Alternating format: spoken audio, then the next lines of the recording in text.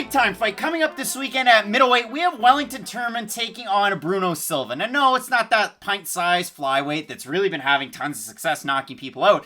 It's the middleweight that used to knock people out, and now finally he's making his UFC debut. Now, I'm reading out of an article from Sportskeeda.com, and this was done back in May, a little bit of an interview Q&A with Bruno Silva. I'm going to read it word for word, so shouts to Sportskeeda where it's due.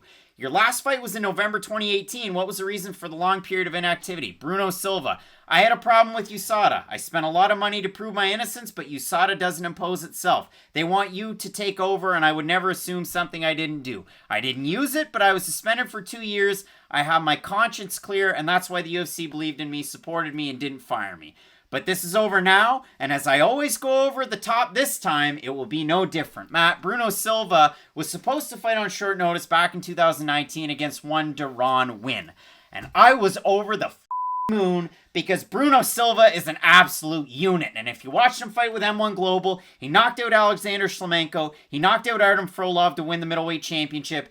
Artem Frolov was supposed to end up in the UFC at one point. He had a huge win over Diesel Joe Riggs before he fought Bruno Silva. This was when Craig Allen was getting super into M1 championship, and I absolutely loved the middleweights that they had. So for me, Bruno Silva was a great signing to the UFC. But again, back in 2019, this is direct word for word from MMA Fighting. On Monday, the United States Anti-Doping Agency announced that the Brazilian fighter would face a 2-year suspension after he tested positive for boldenone and its metabolite. I can't read it. So I guess I will end quote, resume quote, at a level inconsistent with boldenone meat contamination and the result of a urine sample collected out of competition back in May 27th of 2019. So Bruno Silva's been on the shelf for a while. He looks bodied the F up at Evolução Thai, training with the likes of Joaquim Silva, who's also on this card. But Matt, in MMA, in fighting, in most things, you don't get better with inactivity. So Bruno Silva probably would have got, like, again, a Deron Win or somebody around the top 15. I'd say Wellington Turman's around there. No, he isn't. The trouble is for Wellington Turman, since he's been in the UFC, he's also been very inconsistent. He beat Marcio Alessandre with Future FC in 2019. He booked his ticket. Lost a split decision to Carl Robertson. It'll happen. Beat Maluco Marcus Perez, the former LFA champ. And then he got knocked out, beaten pretty bad by karate guy himself, Andrew Aldierte Sanchez. Canada's own now? This is a weird fight, Craig, because the best version of Bruno Silva, A, is a very juicy boy, but B, can knock out anybody. Like, anybody in the UFC. And I mean, like, anybody even in the top, probably, like, 5. Because Bruno Silva's striking really is that kind of pressure, and he has that kind of footwork and pressure to close the distance, too. He's not just the guy who relies on his brute strength to go in there and knock people down. He's the guy who can get into the clinch. He does have good elbows. He does have good knees. Like, he doesn't just have to fight at that kind of brawling range like we see guys like Cutelaba, for instance, use at 205. He can stay somewhat technical on the feet, although I will admit, more technical guys like the Uriah Halls of the world, I'm sure, could easily split his timing and take advantage of some of the wildness of Bruno Silva, because to a certain degree, he fights like a modern-day Vanderlei Silva. Like, you are going to get those windows where you can counter him if you're a really technical striker. You can overwhelm him if you have really good cardio. If you're a really good wrestler, you can make him tired that way. If you're Wellington Turman, though, you still have a lot of question marks, or at least for me, because for Turman, I had high hopes. At least going into the Marcus Perez fight, I thought, okay, this should be a fun fight. And it was a weird fight, because every Marcus Perez fight has been a weird fight in the UFC. But for Turman, leaving that fight, I was like, okay, it was good enough to get the win over Perez. Let's see what he does against Aldierte. And for Sanchez, it was another guy. He's been inconsistent. Is he a karate fighter? Is he a wrestler? Does he have good cardio? Does he have bad cardio? A lot of questions I still don't have the answer to. Wellington Turman looked terrible in that fight, though, and there's really no other way of saying it. He was tentative. It was like he was worried about the wrestling, and that opened up the striking for Sanchez. I understand Sanchez has more facets to his game than Bruno Silva, but at the basic foundation of that fight, it was Wellington Turman has pressure going backwards, and that's what Bruno Silva's going to do. So for me, I know Bruno Silva pressures in a very different way. He has to use kind of his power and his overall physicality as a pressuring mechanism, and not the threat of wrestling. But for me, I really think if Silva can back Turman up, he will have tons of success in this fight. It really comes down to, can Silva knock Turman out before Silva's cardio fades? And to me, I think he can do that, but I'd love to get your opinion on, where does Silva's power bar really fall and his cardio fall off a cliff? Started his career 5-5. He's 14-1 since, and if you look at it, he has 16 finishes, all of them by knockout.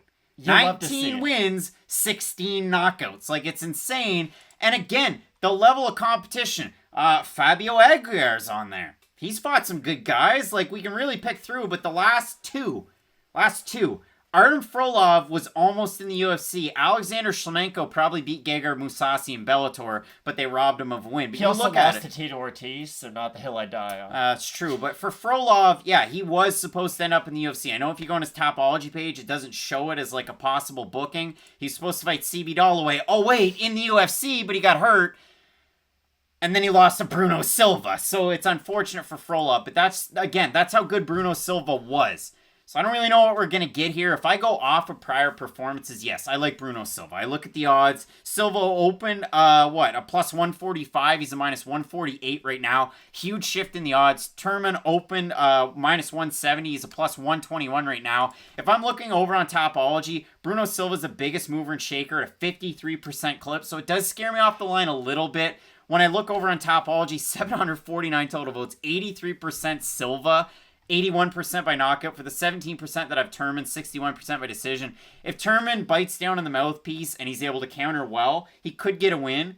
But I've seen him back up in fights and not look very good. I think that's what Silva's going to do to him. I like Silva here. But yeah, I mean, it's a shame that we lost 2 years of his career because I think this guy actually is a pretty special fighter. He could lay an egg this weekend due to the inactivity. Turman could take over because when he pressures, throws a kick, and mixes in his combinations, he has really crisp boxing. I mean, 16-4 and you're not even 25 yet. That experience really does count. But again, I like the power to Silva. That's the problem with Bruno Silva. Now, I will give my pick up, and then I'm going to quote Boss Fruit.